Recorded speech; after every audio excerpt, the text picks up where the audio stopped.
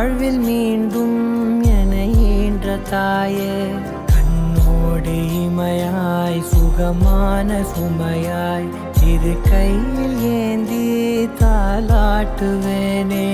காற்றோடு தலை கோதி நதியோடு தவழ்ந்து உயிரோடு உயிராக உறவாடும் அழகே, பனியோடு விளையாடி மலர் ஊஞ்சலாடி தரை வந்து தமிழ் பேசும் இரு கால்வன் நிலவே, சிறகாக உன்னை நான் ஏந்தி செல்வேன், சினுங்காமல் உன்னை நான் பார்த்து கொள்வேன்.